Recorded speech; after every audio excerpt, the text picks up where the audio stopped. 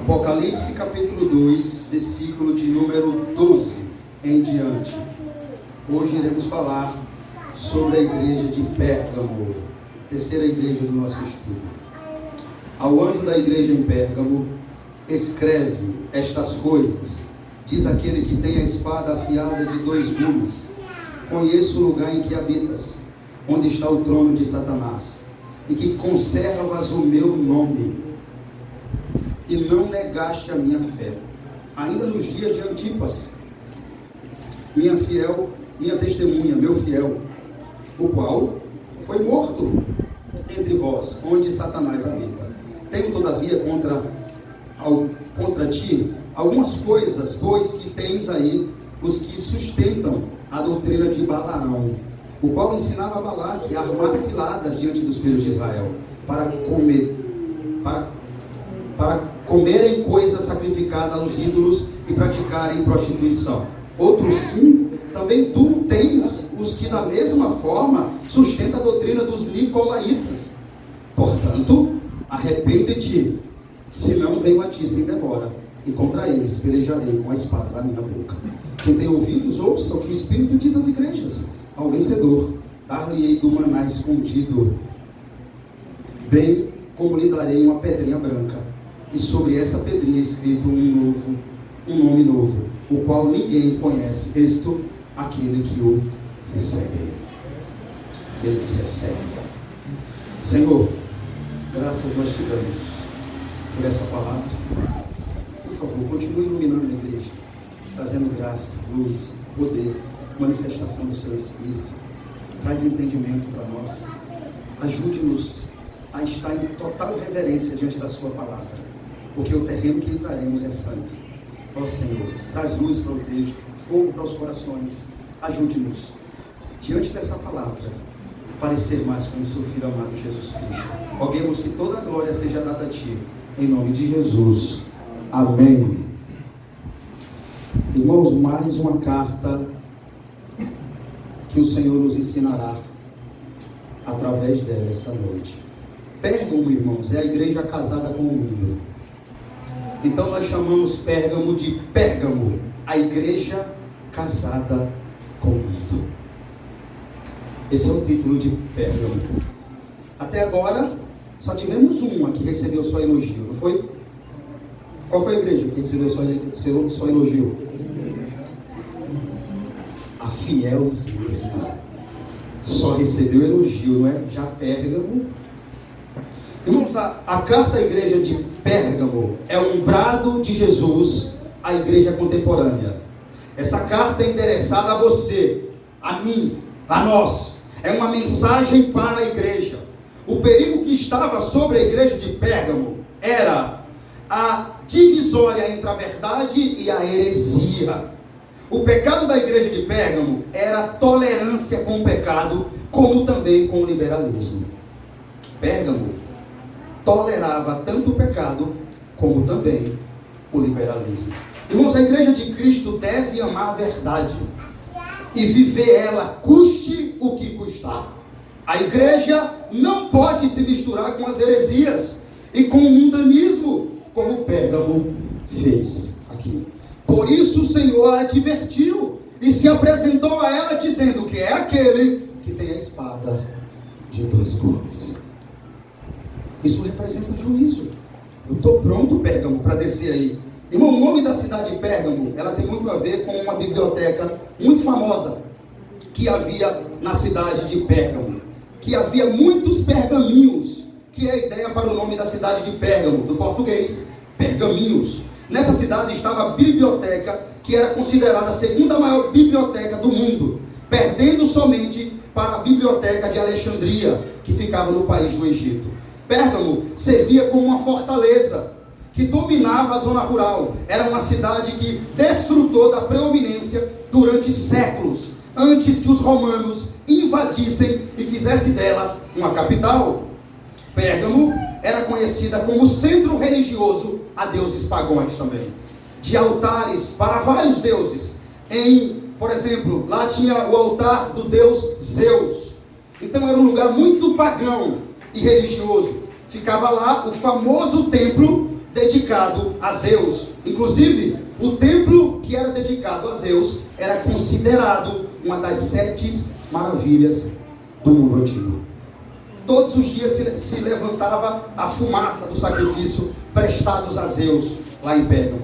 Irmãos, qualquer falso mestre achava guarita na igreja de Pérgamo. Era uma igreja facinho de qualquer falso mestre, falso profeta entrar e induzir o povo ao erro. Mesmo, era uma igreja tolerante, pobre, de ovelhas desprotegidas. De modo que a tolerância de Pérgamo levou ela à sua destruição. Foi essa brecha que o diabo precisava para sorrateiramente entrar nessa igreja e manchar sua imagem.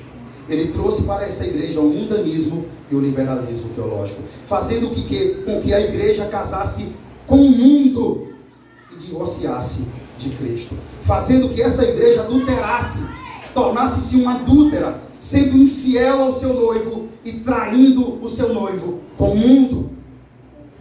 Essa igreja era casada, ela não precisava de um novo casamento, tendo ela como esposo, o esposo mais fiel, santo e glorioso que existe na face da terra. Cristo é o esposo de Pérgamo. E por que então Pérgamo decidiu procurar novos romances? Pérgamo saiu à procura de amantes, que a destruiu, a devastou, que a deixou feia, suja, sem brilho e sem santidade. É isso que acontece com qualquer igreja que começa a flertar com o mundo, que começa a aceitar o liberalismo e o mundanismo dentro dela. Ela se torna feia, suja, começa a ser destruída, devastada, de modo que o brilho que havia nela torna-se em escuridão. Foi isso que aconteceu em Pérgamo. Pérgamo não brilhava mais. Vamos para o texto. Ao anjo da igreja em Pérgamo escreve estas coisas, diz aquele que tem a espada afiada de 2 gumes. Irmãos, o anjo aqui, como nós bem sabemos, é o pastor, o líder. A carta, primeiramente, sempre, como vocês veem em todas as 7, é o anjo. É direcionada a esse homem. Mas ao mesmo tempo, essa carta ela é também, de um modo geral, direcionada a toda a congregação. Por mais que você veja a expressão aí anjo, a expressão anjo aí original é mensageiro. A ideia para anjo, pelo menos aqui nesse texto do Apocalipse, não é anjo ser angelical, que está lá do lado de Deus agora, não. Porque não havia anjo na cidade de Pérgamo lá, literalmente na igreja. É interessante nós lembrar que todas essas igrejas aqui existiram literalmente na época lá de João, na Ásia, que hoje é a atual Turquia. Então, havia um pastor lá que era chamado de anjo, que representa o mensageiro, não um ser celestial. No Senhor, o Senhor se apresenta para essa igreja dizendo o quê? Que ele tem uma espada afiada de 2 gumes. Veja, irmãos, a igreja de Pérgamo casou com o mundo, flertou com o mundo, traiu Cristo com o mundo, se contaminou com o mundo, perdeu o seu brilho e a sua atração, perdeu a sua beleza. E é exatamente isso que o mundo faz com qualquer um que, se dizendo ser crente, acha que pode viver ao mesmo tempo para o mundo e ao mesmo tempo para Deus. Não tem como, irmãos. O Senhor não aceita isso. Essas igrejas nos ensinam muito, é exemplo. Não tem como você viver ao mesmo tempo para o mundo e ao mesmo tempo para Deus. Pérgamo tentou fazer isso, mas não conseguiu. Alguns acham que pode estar com o pé na igreja e outro pé no mundo. Irmãos, veja bem, de forma rápida e devastadora, o mundo vai destruir com esse tal coração, tirar todas as suas convicções e certezas, e todos os padrões morais e éticos que houver naquele coração, será levado e arrastado pela onda do liberalismo e do mundanismo. Qualquer um que achar que tem a capacidade de viver para o mundo e para Deus, o mundo de uma forma devastadora, vai destruir esse tal homem. dia, as convicções, as certezas, os padrões morais, éticos daquele coração some. Ele é arrastado pela onda do liberalismo e do mundanismo, tornando-se aquele crente um crente liberal. Ou seja, achar que pode servir ao Senhor de qualquer maneira, que pode viver para o pecado e para Deus, para o mundo e para Deus, é a pior loucura. Tornar-se assim um crente mundano e inimigo de Deus. Nesse aspecto, nesse estágio, foi-se o brilho de Pérgamo, a ética de Pérgamo, foi-se as regras práticas do temor e a obediência a Deus de Pérgamo. Muitas vezes as pessoas não percebem que já se afastaram de Cristo, que já estão longe do Senhor, e não estão servindo mais ao Senhor de toda a glória, e sim, elas estão servindo a elas mesmas, fazendo as suas próprias vontades, seguindo os seus próprios deleites, como Pérgamo. Pérgamo estava em um local onde habitava o trono de Satanás, mas isso não era desculpa para ela se corromper ao ponto como se corrompeu. Ela se tornou uma igreja mundana, ela casou com o mundo, ela tinha um marido, o nome dele é Cristo. Pérgamo falhou, e muitas pessoas estão assim também, dentro da igreja, achando que pode servir ao Senhor e ao mesmo tempo ao mundo. Não podemos fazer isso, irmãos. O diabo, ele não é bobo, irmãos. Ele faz isso de tal maneira que faz essas pessoas pensar que está tudo bem, que é normal, que não tem nada demais. Afinal de contas, todo mundo faz isso. Que Deus não é um Deus tão rude assim, mas que Deus é um Deus legal, que permite que você seja livre. Ele coloca isso na mente das pessoas. Deus não quer ninguém preso a ordenâncias, mas Deus é um Deus de liberdade. Viva a sua vida livre. Só quem pode dizer o que você deve ou não fazer é Deus. Siga suas convicções. É importante, irmão, que você tenha em mente isso. Essa é uma das estratégias cabais do diabo. O que importa é que o domingo você vá até a igreja e tenha convicção que Deus lhe ama. Independente se você, como você tiver, o diabo, acho que essa é uma das últimas estratégias mais cabais de Satanás. É convencer as pessoas que elas podem sim viver a vidinha delas da forma que elas quiserem, e que nenhum homem tem autoridade para dizer regras a ela. Ela pode sim ser livre e ao mesmo tempo adorar a Deus. É isso que o diabo tem colocado na mente dessas pessoas. O que importa mesmo, sabe o que é? É que você vá à igreja e o seu coração tenha a convicção que Deus lhe ama. Veja bem, irmãos, essas pessoas podem até ter tais convicções, que Deus ama elas, mas através de um fato. Se essa convicção vier através de uma palavra de arrependimento da parte do Senhor para elas, se a convicção vier através de uma palavra de exortação para a vida delas, se essa convicção vier por intermédio de um chamado do próprio Senhor ao arrependimento, se elas estiverem tendo convicção que Deus ama ela, porque está chamando elas a se arrependerem e mudarem de vida, eu creio em tal convicção de amor, porque o Senhor corrige aquele que Ele ama. Eu creio. Mas se não houver isso naquele culto lá, para tal pessoa que está vivendo em uma vida tão mundana e liberal quanto essa, e se um chamado de arrependimento não for pregado naquela igreja, eu não creio em tal convicção do amor de Deus, mas sim do próprio diabo. Não creio de modo nenhum que Deus trará convicção para o coração de alguém de amor quando ela precisa de arrependimento. Mas não é isso que nós estamos vendo nessas igrejas aí, não é? É muito triste ver isso. Às vezes o pecador entra, homens que entram em igrejas com a vida de Jesus te ama. Agora pare comigo rapidinho. Imagine alguém que entra na igreja ímpio, precisando de vida com Deus, e ele escuta do pregador que Deus ama ele como ele é. Sabe o que ele vai fazer? Ele vai dizer: então, se Deus me ama como eu sou, então eu vou fazer até um pouco mais pior. Eu vou, se eu adulterei hoje, amanhã eu vou procurar duas amadas, porque afinal de contas o Senhor me ama. Irmãos, essa doutrina é a doutrina de Satanás, e é exatamente isso que eu estou dizendo. Esse tipo de convicção não vem de Deus. Qual é a palavra que Jesus está trazendo aí?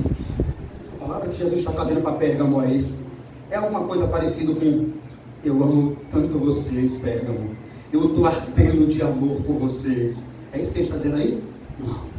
Ao anjo da igreja em Pérgamo escreve esta coisa, diz aquele que tem o quê?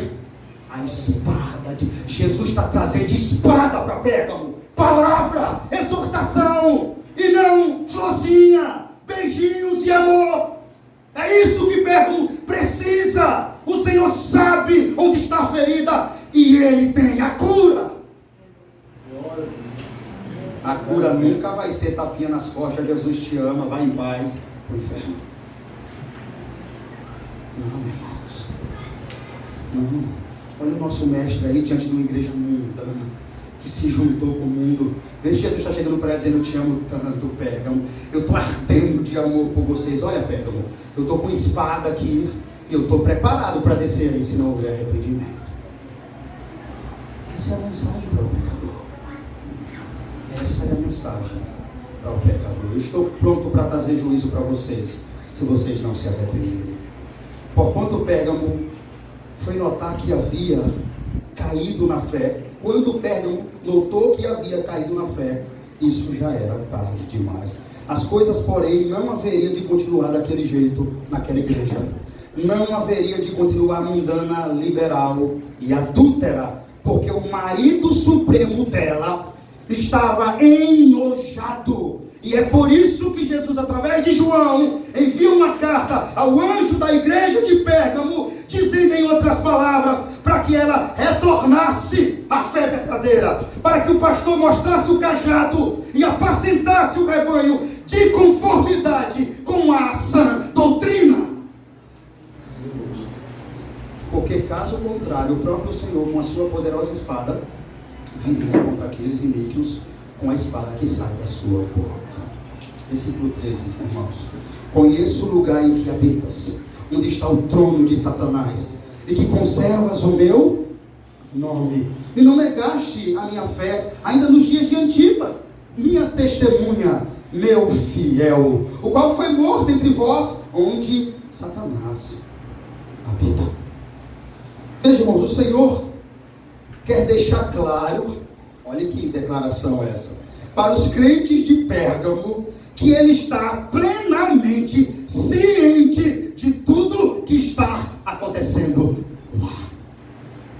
Quando ele diz assim: eu conheço o lugar que tu habitas, ele está dizendo: eu sei plenamente, e eu estou ciente de tudo que está acontecendo aí. De modo que ele diz: conheço o lugar em que habitas. Em outras palavras, Pérgamo, eu sei perfeitamente o que está acontecendo na igreja. Eu conheço os membros, Pérgamo. Eu conheço os crentes que se assentam a cada domingo nos bancos. Eu conheço a vida de cada um deles. Eu sei como a vida de cada um deles está espiritualmente.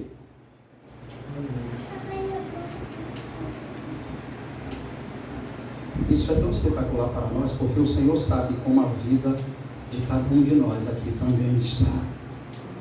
O Senhor sabe onde cada um de nós habita, sabe onde você anda e o que você faz. Ele sabe. Irmãos, deixa eu te dizer uma coisa. Quando esse livro foi escrito, essa palavra realmente era para Pérgamo. Mas os crentes de Pérgamo hoje, eles já estão nos céus. Pérgamo hoje, a antiga Ásia, a atual Turquia, não existe mais. Então veja bem, essa palavra não é mais para Pérgamo. Essa palavra é para nós, é para você. O Senhor está dizendo: eu conheço o lugar em que você habita, eu conheço como você anda, eu sei o que você faz, eu sei como você vive, eu conheço a sua vida espiritual. É para nós. Não é mais para Pérgamo. Pérgamo não existe mais. É muito bom, irmãos, que ele esteja falando conosco assim. O Senhor desce para falar com a sua igreja. Irmãos, tem uma declaração aí, um pouco tal misteriosa, que fala: onde está o trono de Satanás? No próprio 13. Essa palavra trono de Satanás é porque o centro onde Pérgamo se encontrava era um centro pagão. A cidade de Pérgamo era uma cidade pagão. Os viajantes vinham de longe, e de longe, assim que chegava na cidade, eles se deparavam com um altar, com um trono a Zeus. Devemos estar cientes que também isso aqui tem a ver com o altar de Domiciano. Lá, Domiciano se considerou um deus onde a igreja estava, de modo que ele era cultuado no seu trono. Por isso essa ideia aqui, onde está o trono de Satanás? A interpretação mais correta, como eu disse, para trono de Satanás, é porque Pérgamo possuía um antigo templo da Ásia Menor, dedicada ao culto ao imperador Flávio Titus Domiciano.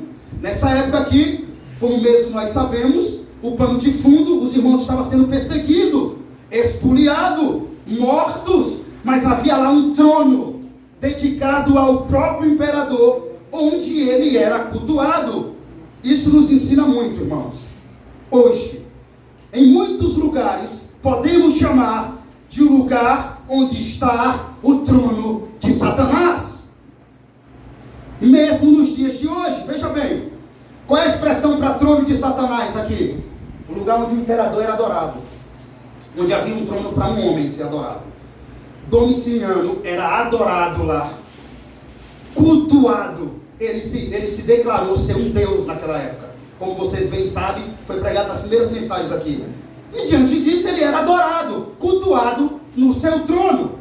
Jesus toma esse termo geográfico de tudo que está acontecendo lá e diz que a igreja de Pérgamo está onde habita o trono de Satanás. Isso traz uma ideia muito clara para nós. Isso mostra que onde homens é adorado hoje em dia, onde homens é aplaudido, onde homens é cultuado, lá está o trono de Satanás. Isso é claro para nós, irmão. Ali está o trono de Satanás. Ao invés disso, irmão, o homem, ele está tomando o lugar de Deus. Tem muitas igrejas por aí que o homem é idolatrado. O homem é o centro das atenções. O homem é mais admirado até que o próprio Cristo. Tem igreja por aí. Lá está o trono de Satanás, onde o único Deus verdadeiro não é adorado. Lá está o trono de Satanás. Ou seja, qualquer lugar que tem o nome de igreja, mas nesse lugar o homem é adorado, venerado, idolatrado, admirado até mais do que o próprio Deus, ali está o trono de Satanás. Observe uma coisa, o Senhor diz que mesmo a igreja estando aonde está, no trono de Satanás, o Senhor diz que conhece os que estão sendo fiéis. Leia comigo, por gentileza. Tinha alguns crentes, irmãos, lá na igreja de Pérgamo, que não se contaminaram. Observe aí, alguns não negaram a fé. Então tinha alguns crentes lá, irmãos, que amavam a verdade e o caminho da justiça. A igreja de Pérgamo estava dividida entre crentes mundanos, liberais, e entre crentes verdadeiros e fiéis. O Senhor disse: não negaste a minha fé, e ainda nos dias de Antipas, a minha fiel testemunha. Irmãos, Antipas foi pastor dessa igreja em Pérgamo.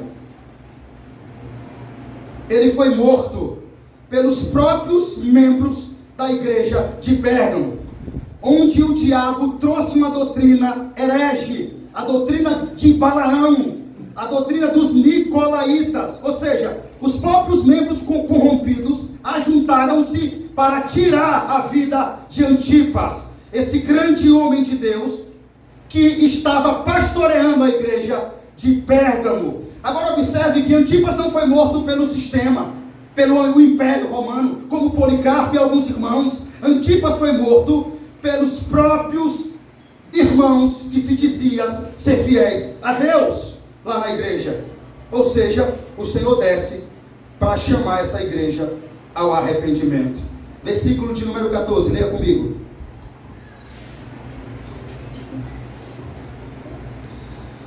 Tenho todavia contra ti algumas coisas, pois que tens aí os que sustentam a doutrina de quem?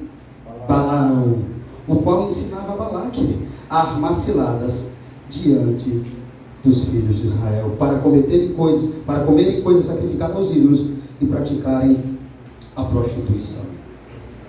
Irmãos, observe uma coisa: a estratégia de Satanás nos últimos tempos, ela mudou. Escute bem isso aqui. O diabo mudou a estratégia nos últimos tempos. Eu vou dizer por que agora. Ele percebeu que não teve sucesso contra a igreja usando a perseguição contra ela. Guarde isso. O diabo aqui nessa época, ele trouxe uma perseguição perrenha, sangrenta, maquiavélica através dos homens. De modo que já foi falado aqui, uns morreu no touro de bronze, assado vivo, outros dos coliseus, comidos vivos pelos leões, outros queimados em fogueira. Então os irmãos eram mortos severamente. Só que o diabo percebeu que quanto mais ele fazia isso, mais a igreja crescia, mais a igreja florescia, destacava-se e brilhava. Então o diabo mudou a sua tática e, ao invés de perseguir, ele usou a sedução. A proposta agora não é morte, mas mistura. Não é apostasia aberta, ecumenismo. Ou seja, ideia de unir o mundo com a igreja. Isso é ecumenismo. E por que a Bíblia usa exatamente a doutrina de Balaão aqui? Porque esse foi o contexto pelo qual o povo se corrompeu em Israel. Veja, o rei Balaque, para vocês entenderem aqui, porque que a Bíblia está falando de Balaão, e aonde foi que Balaão se destacou na Bíblia? O rei Balaque chamou esse profeta louco, como diz o apóstolo Pedro, para amaldiçoar a nação de Israel. Balaão, ele pagou, na verdade, a Balaão que amaldiçoasse a nação de Israel. Só que quando Balaão chegou lá, diante do monte, para amaldiçoar a nação de Israel, a Bíblia diz que ele não conseguiu amaldiçoar. A Bíblia diz que só saía da boca de Balaão bênção. Ele foi pago, o rei estava do lado dele. Ele recebeu ouro para amaldiçoar Israel. Quando ele foi fazer isso, a Bíblia diz que, ao invés de amaldiçoar, ele começou a abençoar. Bendito seja Israel, nenhum dos inimigos resistirão. Aí o rei olhou para ele e disse: Balaão, você está louco? Eu lhe chamei você para amaldiçoar os meus inimigos, tu abençoas? Então ele disse: como eu vou amaldiçoar aquele cujo povo Jeová abençoou? Não tem como, eu não consigo amaldiçoar o povo. Mas ele era perverso, esse profeta. Então ele disse assim, sorrateiramente: Balaque, vem cá, na força nós não aguenta com Israel, mas eu tenho uma estratégia boa. Pega as menininhas moabitas, donzelas, e coloque no arraial dele para vocês verem. Olha que explicasse de Satanás. Se for na força, nós perdemos na espada. Nós não aguentamos com eles. O Deus deles, ninguém é paro. Mas se você pegar algumas donzelas moabitas de boa aparência e jogar no arraial de Israel, pode jogar e você vai ver o resultado. Eles vão se corromper, o Deus de Israel vai se irar com eles, e logo eles vão ficar fracos espiritualmente e vulneráveis a vocês. Exatamente, tira e queda. Lançou as moabitazinhas lá, meu filho. O povo de Israel se lambuzou. E começou a festa, prostituição, ídolo, e o céu entrou em ira. Você viu o que o diabo fez? Percebeu? Eu não aguento a espada, mas tem outra estratégia. Isso foi com ele no ouro. Que Balaão, o Deus dele era o dinheiro. Por isso Pedro chama Balaão do profeta louco. Porque quando ele viu Balaque ficar indignado, 3 vezes Balaque chamou ele para amaldiçoar Israel e ele abençoou, não tinha mais o que fazer. Ele disse: tá bom, vamos lá, vou dar uma estratégia boa. Não vai na força, mas eu tenho uma estratégia melhor. E foi exatamente o que o diabo fez. Venceu o povo de Israel através da imoralidade. O povo caiu, se prostituiu, idolatrou a ídolos, Deus se irou, enviou uma praga, começou a matar o povo, até que Finéias cessou matando o israelita e a moabita na cama, tendo a relação, de modo que a lança atravessou e bateu no chão. Ali a ira de Deus se aplacou e o Senhor teve misericórdia do arraial de Israel. Ele conseguiu, Balaão. De um jeito não, mas do outro conseguiu se infiltrar. Exatamente isso que estava acontecendo aqui. alguns estavam adotando, se apegando à doutrina de Balaão e dos nicolaítas. Por isso a igreja se tornou mundana, como ela se tornou. Eles começaram a se prostituir com a doutrina de Balaão. Vamos lá para o texto novamente, para nós entender agora, olhando por esse pano de fundo. Olha a estratégia satânica desse profeta louco. Ele sabia que o pecado ia enfraquecer a igreja. E a igreja só é forte, irmão, quando ela é santa. O bicho foi bem. Sempre que a igreja se mistura com o mundo e adota o seu estilo de vida, ela perde o seu poder e a sua influência. Foi isso que aconteceu. Então a doutrina de Balaão era a doutrina de demônios. Tinha alguns lá na igreja, aqui de Sardes, que estavam sustentando essa doutrina, como você está vendo aí, que era uma doutrina permissiva. Essa era a doutrina de Balaão. Doutrina permissiva, eticamente intolerante. O qual era o objetivo dessa doutrina? Sempre levar o povo de Deus ao pecado, à idolatria e à imoralidade sexual. Foi exatamente isso que aconteceu. De modo que o patrono desta doutrina era Balaão, o qual Pedro chama de profeta louco. Pois é, irmãos, mesmo esse profeta louco, ele tinha alguns discípulos lá em Pérgamo. Estimulados pela ganância, utilizava-se de sua influência teológica sobre a igreja, a fim de levá-los a noivar-se com o mundo. Era isso que os alunos, discípulos de Balaão estavam fazendo aqui na igreja de Pérgamo. Mas observe também que tinha lá também um povo que sustentava a doutrina dos nicolaítas. Vamos lá, vamos continuar a leitura. Outro sim, 15. Também tu tens os que da mesma forma sustenta a doutrina de quem? Dos nicolaítas. Então, olha, meu irmão, o mundo entrou literalmente nessa igreja. Eles adotaram não só a doutrina permissiva e liberal de Balaão, como também a doutrina dos nicolaítas. Ou seja, a igreja estava praticamente completamente contaminada com doutrinas de demônios, ensino falsos, com a cara do mundo. As doutrinas dos nicolaítas eram muito parecidas com a doutrina de Balaão. Quanto ao seu conteúdo, Balaão era dissimulado, sutil e teológico. Os nicolaítas publicamente pregava a paganização da igreja, afirmando ser possível servir a Deus e aos ídolos. Era isso que eles ensinavam dentro de Pérgamo. Que você é possível você servir a Deus e ao mesmo tempo servir aos ídolos. Então essas doutrinas estavam dentro da igreja. Utilizando-se de uma linguagem bem elaborada, levaram muitos fiéis a se desviarem pelos caminhos na fornicação, no adultério e na idolatria. Era isso que estava acontecendo aqui. Eles pregavam o liberalismo teológico, dizendo que os crentes podiam mesmo sendo casado, flertar com outras mulheres e se prostituir. Essa é a doutrina dos nicolaítas. Agora imagine, irmão, a doutrina de Balaão juntamente com a doutrina dos nicolaítas dentro da igreja de Pérgamo. O resultado não podia ser outro. A igreja corrompida, mundana, liberal e com a cara do mundo. Não tinha como ser diferente, irmãos. Essa igreja não tinha mais o rosto de Cristo.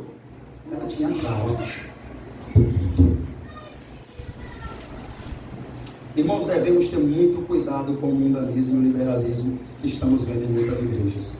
Sutis. Às vezes estão tão bem maquiados que nem dá para perceber. O diabo não é bobo, irmãos. Hoje em dia não está tão explícito assim. Eles maqueiam a verdade com mentira, para que as pessoas não percebam que o mundo está lá dentro. Cuidado com a doutrina de Balaão e dos nicolaítas, que se encontram em muitas igrejas ainda nos dias de hoje. Aconteceu em Pérgamo o que Paulo falou em 1 Timóteo, que alguns crentes se perderiam, se apostatando da fé, dando ouvido a espíritos enganadores e doutrina de demônios. A doutrina de Balaão era uma doutrina de demônio. A doutrina dos nicolaítas era doutrina de demônio. essa doutrina dentro da igreja tornou ela mundana, suja, liberal, tornando ela amante do mundo. Assim fazendo dos fiéis crentes liberais e mundanos. Abra rapidinho aí, 1 Timóteo capítulo 4, versículo 1, para você entender melhor o que aconteceu em Pérgamo.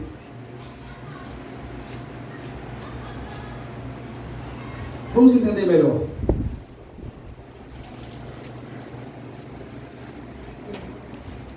1 Timóteo capítulo 4, versículo 1. Foi exatamente o que aconteceu lá, tá, irmãos? Ora, afirma expressamente que nos últimos tempos alguns apostatarão da fé por obedecerem a espíritos enganadores e a ensinos de demônios. 1 Timóteo 4, 1. Está aí? Está escrito aí assim? Foi exatamente isso que aconteceu lá. Irmãos, os demônios também ensinam. Guarde isso, eu sei que isso é muito forte. Mas tem demônios ensinando exatamente nesse dia de hoje em muitas igrejas por aí. Demônio.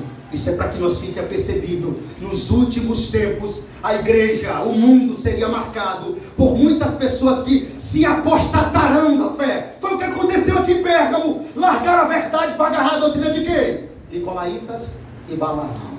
Doutrina de demônio. Você entende? Cuidado, irmãos, com os apóstolos nos dias de hoje. Os únicos que realmente eram bons é os que estão no céu. Apóstolo bom, como diz um teólogo bem conhecido em nossos dias, Leandro Lima, é apóstolo morto. Mas calma aí, mano, ele está dizendo que para sair matando os apóstolos de hoje não. O que ele está dizendo é que os mortos, aqueles lá que já estão mortos, Pedro, Tiago, João, bom era eles. Só existe apóstolo bom, é aqueles que viram Jesus. Então nós devemos ter muito cuidado com esses apóstolos que não foram chamados pelo Senhor. Esses, os mortos, aqueles que estão no céu, foi os únicos verdadeiramente que foram chamados para serem apóstolos. Tomem cuidado, existem muitos falsos mestres por aí, que não tem compromisso nenhum com a verdade de Deus, que prega outro evangelho, o qual o apóstolo Paulo diz que é anátema. Mas ainda que nós mesmos, ou um anjo do céu, vos anuncie outro evangelho, além do que já vos tenho anunciado, seja amaldiçoado. Gálatas capítulo 1, versículo 8. Fuja dessas denominações que se diz igreja, meus amados irmãos, mas não tem compromisso nenhum com as escrituras sagradas. Igrejas que não estão nem aí para ensinar as doutrinas cruciais da salvação. Soteriologia, a doutrina mais importante da fé. A doutrina da dupla imputação. Justificação pela fé. Doutrina da santificação. Processos da salvação. Essas pessoas não estão nem aí para ensinar isso. O que é que eu digo para essas pessoas que estão nessas igrejas? O que está escrito em Apocalipse capítulo 18. Que diz... E disse o anjo, sai dela, povo meu. Então é isso que eu digo para essas pessoas. Como assim Jesus falou através de João. Sai dela, povo meu. Culto, irmãos, deve ser sempre teocêntrico, cristocêntrico. Deus em Cristo sempre deve ser o centro do culto e não o homem. A igreja do Deus vivo tem a marca de Cristo. Ela é a coluna e baluarte da verdade. Mas qual é a ordem de Deus para a sua igreja aqui? Case com o mundo, misture-se com o mundo, ame o mundo, pareça com o mundo? Não. Arrependa-se. Versículo 16, irmãos. Portanto, arrependa-te, senão venho a ti, e sem demora, contra eles pelejarei com a espada da minha boca. Essa é a ordem do Senhor, irmãos. Arrependa-te. A ordem não foi ame o mundo, se misture com o mundo, seja igual ao mundo. 1 de João, capítulo 2, versículo 15. Abra comigo, por gentileza. Pérgamo era uma igreja casada com o mundo. Mas olha a ordem de Deus para nós.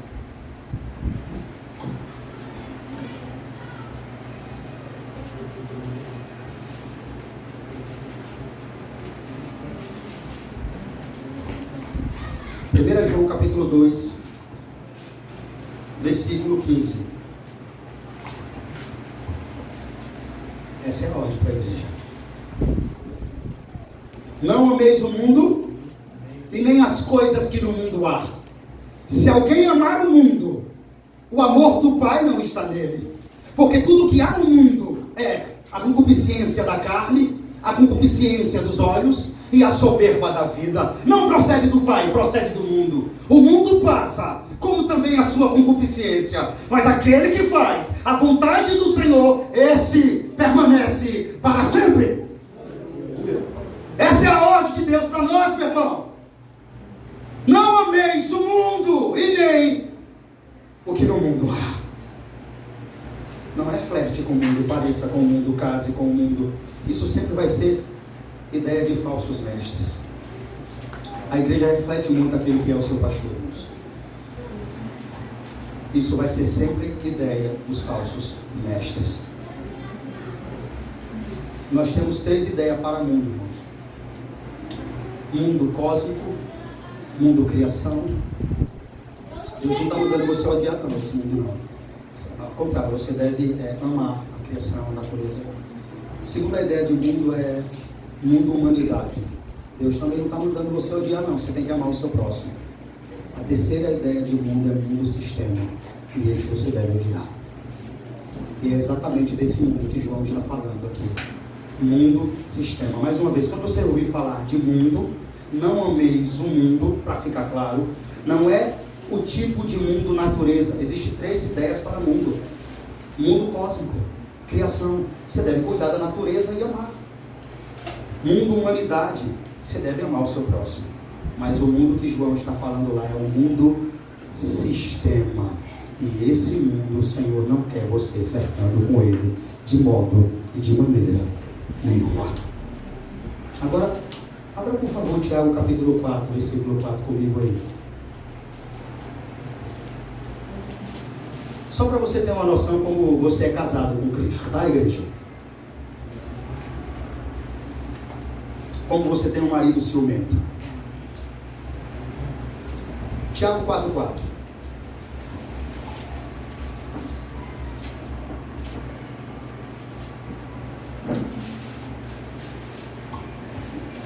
Em algumas traduções vai estar adúlteros, em outras vai estar infiéis.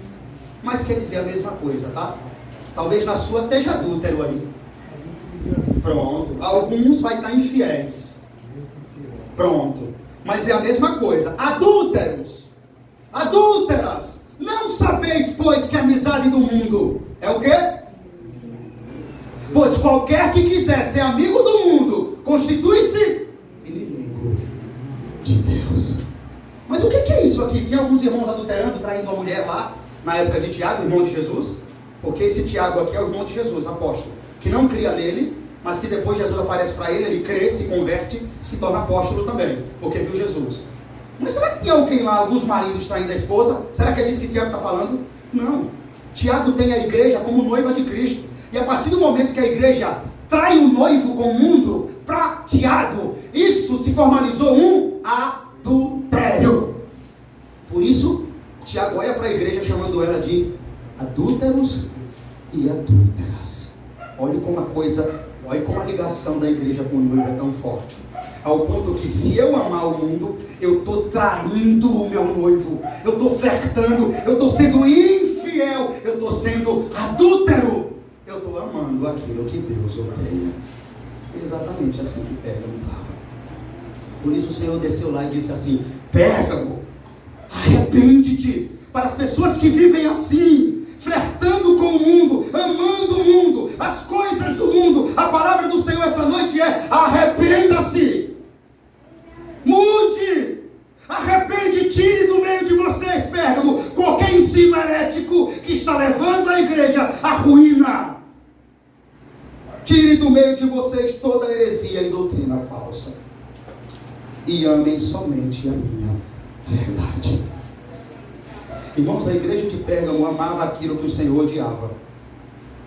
Enquanto Pérgamo abraçava a doutrina dos nicolaítas, o Senhor odiava. Veja aí, Éfeso aí, para ver qual é a palavra de Cristo acerca da doutrina dos nicolaítas. Olhe bem a expressão. Pérgamo amava aquilo que o Senhor odiava. Pérgamo amava a doutrina dos nicolaítas. Mas olha o Senhor. Efésios capítulo 2, versículo... Apocalipse, irmãos, desculpa. Apocalipse capítulo 2, versículo 6. Veja aí a versão do Senhor acerca da doutrina dos nicolaítas. Tens contudo a teu favor que odeias as obras dos nicolaítas, as quais eu também odeio. Você entendeu, irmãos, o negócio aqui? Pérgamo está amando aquilo que o seu Senhor odeia. Assim é quando alguém ama o mundo. É exatamente isso que simboliza amar o mundo. Amar o mundo é amar aquilo que o Senhor odeia. As barganhas, o sistema, as imoralidades, as orgias desse mundo. De modo que qualquer um que se diz cristão, mas ama o mundo, namora com o mundo, fala como o mundo, veste como o mundo, pensa como o mundo e age como o mundo, infelizmente este passou a se tornar inimigo de Deus. Veja isso, irmãos. Por isso eu trouxe essa ideia aqui de a igreja de Éfeso. A primeira igreja que foi pregada aqui, não foi? O Senhor fez questão de dizer assim. Todo mundo sabe que em Éfeso lá, a ortodoxia, a doutrina era... Nós estamos lembrados que chegou alguns apóstolos lá e eles fizeram o quê? Rua. Vocês nem apóstolo coisa nenhuma. Tchau, pode ir. Cadê a carteirinha? Não tem não, então vai embora. Só que a igreja de Pérgamo não era assim, igual a igreja de Éfeso na questão da doutrina. Era fraquinha, fraquinha. Qualquer um que chegasse falando comigo de terno, já começava a pregar no culto. E foi exatamente o que aconteceu. E aí misturou, virou a massa um fermento, e o negócio começou a ficar feio lá. Eles começaram a amar essa doutrina que o Senhor odiava, e o Senhor desceu para dizer, não, é a minha igreja aí.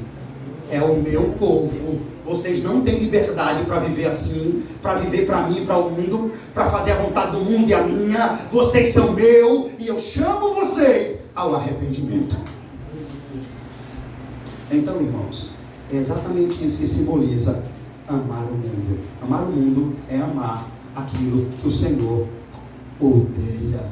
De modo que qualquer um que se disser crente e amar esse mundo, falar como o mundo fala, vestir como o mundo veste, pensar como o mundo pensa e agir como o mundo age, ele está igualzinho à igreja de Pérgamo, tão mundana, tão com o rosto parecendo o mundo, como era Pérgamo.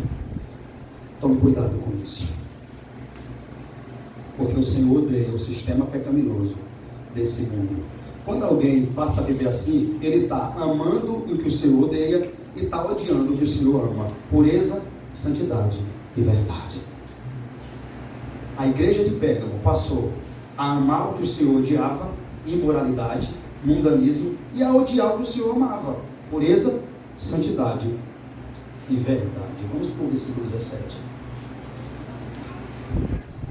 Apocalipse 2:17.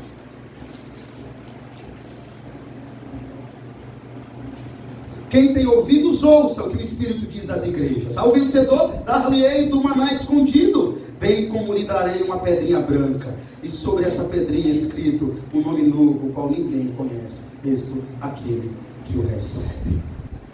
Quem tem ouvidos, ouça. Eu gosto tanto desse final, irmãos. Senhor Jesus dizendo assim, quem tem ouvidos, ouça, escute, leve a sério, guarde e pratique. Ao vencedor, irmão, da lei do maná escondido aqui. O maná aqui, irmãos, significa desfrutar das bênçãos da era messiânica. Quando a Bíblia diz, quem venceu, vou dar do maná escondido, dizem que quando o templo foi escondido, ou melhor, destruído, Jeremias guardou o maná do templo em uma rocha, uma penha, e fechou, selou com uma pedra, o maná da arca. Mas o maná aqui refere-se ao banquete permanente que teremos no reino dos céus. Ou seja, o vencedor é aqueles que rejeitarem o luxo pecaminosos desse mundo, as idolatrias, os banquetes de Satanás, as pecaminosidades do mundo. Ou seja, aqueles que viverem não para a glória do mundo, mas sim para a glória de Deus. Esses são os vencedores aqui do texto. Os vencedores é aqueles também que rejeitarão os banquetes desse mundo, e esse terá o banquete celestial no reino dos céus. Essa pedra branca aqui pode ter dois sentidos. O primeiro é uma espécie de permissão à entrada para o banquete, como também pode representar que nós seremos declarados justos e inocentes, sem culpa, diante do tribunal de Deus naquele grande dia. Ou seja, pedrinha branca é o símbolo da nossa admissão no céu, na festa das bodas do Cordeiro. Quem deixar as festas do mundo vai ter uma festa verdadeira, onde a alegria vai durar para sempre no reino dos céus. Vou repetir: quem deixar as festas do mundo vai ter uma festa verdadeira, onde a alegria vai durar para sempre no reino dos céus. Irmãos, assim como a esposa recebe o sobrenome do seu esposo ao casar-se com ela, assim nós receberemos o nome de Cristo, porque somos a noiva do Cordeiro. John Stott diz que esse nome é o nome de Cristo. Eu acabo dizendo: ao vencedor, dá-lhe do maná escondido, bem como lhe darei uma pedrinha branca, e sobre essa pedrinha escrito um novo nome, o qual ninguém conhece, êxito aquele que o recebe. Quem tem ouvidos, ouça o que o Espírito diz às igrejas. Só lhe deu glória, louvado seja o nome do Senhor. Fique de pé, irmãos.